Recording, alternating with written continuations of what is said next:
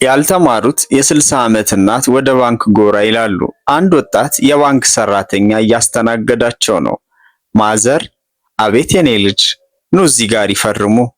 በጣታቸው እንደሚፈርሙ ሲነግሩት ልጁ በአካውንታቸው ያለውን በሚሊዮን የሚቆጠር ብር አይቶ በመገረም እማማ ይህ ሁሉ ብር እያለዎት እንዴት አልተማሩም?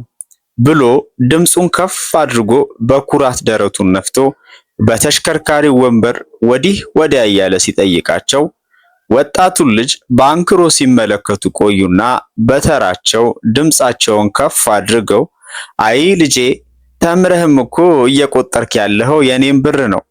አሁንም እናት ዞር ዞር ብለው ዙሪያ ገባውን አዩና ማናጀሩን አየኸው? ልበልጠው የምችለው በትንሽ ዓመታት ነው። እሱም እንዳንተ ተምሯል።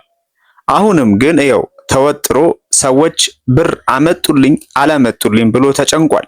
አንተም ካላሰብክበት እጣ ፈንታህ ይህ ነው። ተምረ ላልተማርነው ትሰራለህ። ልጁ ደነገጠና ምንድነው ማስብበት? እኔ ባልማርም ጡረታ የወጣሁት በአንተ እድሜ እያለው ነው። ተማርም ብለው የሚነቁትን ስራ ስሰራ ነበር። ለዚህ ሁሉ ሚስጥር ደግሞ ዝቅ ብሎ መስራቴ ነው። ሀብታም የመሆን ሚስጥር ኩራትን አስወግዶ ዝቅ ብሎ መስራት ነው። ወዳጄ መለወጥ፣ ስኬታማ መሆን ከፈለክ የግድ መማር አይጠበቅብህም። ምክንያቱም ከትምህርት ቤት ይልቅ ህይወት እጅግ ብዙ ነገሮችን ታስተምርሃለች። ስለዚህ ከታሪኩ ላይ የምንማረው ሀብታም የመሆናችን ሚስጥር ዝቅ ብሎ ጠንክሮ የመስራታችን ውጤት መሆኑን ነው።